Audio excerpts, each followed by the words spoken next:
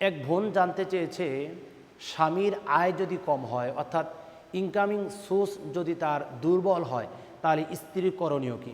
আমি আমার ওই বোনকে ধন্যবাদ জানাই, অতীব শ্রদ্ধা জানিয়ে বলছি, আপনি আপনার স্বামীর যতটুকু ইনকাম হয়, যতটুকু সে অর্থবিত্তের মালিক, ততটুকু অর্থবিত্তের উপরে যে আপনি সন্তুষ্ট থাকেন, আল্লাহ সুবহানাহু ওয়া তাআলা আকাশ থেকে আপনার উপরে রহমত বর্ষণ হবে। কেননা এটাই হচ্ছে নবী মুহাম্মদুর রাসূলুল্লাহ সাল্লাল্লাহু আলাইহি ওয়াসাল্লাম অন্যতম সুন্নাহ।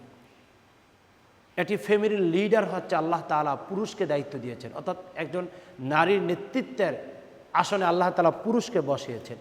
এ পুরুষ যতটুকু তার ইনকাম করে আপনার হাতে এনে দেয় বা আপনাকে পরিচর্যা করে, আপনাকে পরিচালনা করার ব্যাপারে চেষ্টা করে, ততটুকু উপরে সন্তুষ্ট থাকাই একজন নারীর নৈতিক দায়িত্ব, এবং এটাই হচ্ছে প্রকৃত আদর্শ নারীর বৈশিষ্ট্য।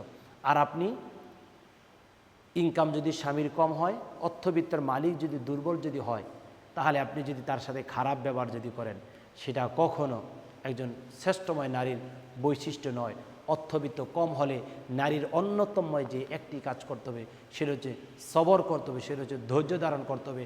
আর স্বামীর হালাল উপার্জন কীভাবে করা যায়, সেজন্য আল্লাহ তাআলার কাছে দোয়া করে, আল্লাহ আমার স্বামীর তো অর্থবিত্তভাবে দুর্বল, সে তার ইনকাম সোর্স একেবারে দুর্বল রয়েছে, আল্লাহ তাআলা তুমি তাকে হালাল উপার্জন করার তৌফিক দান করো। দেখবেন আল্লাহ তাআলা আপনার ঘরকে আলোয় আলোকিত করে দেবেন, মধুময় একটি ঘর করে দেবেন। আল্লাহ তাআলা আমাদের প্রতিটি ঘরের নারীদেরকে স্বামীর প্রতি যত্নশীল, শ্রদ্ধাশীল, ভালোবাসাশীল হওয়ার তৌফিক দান করুক। আল্লাহুম্মা আমিন।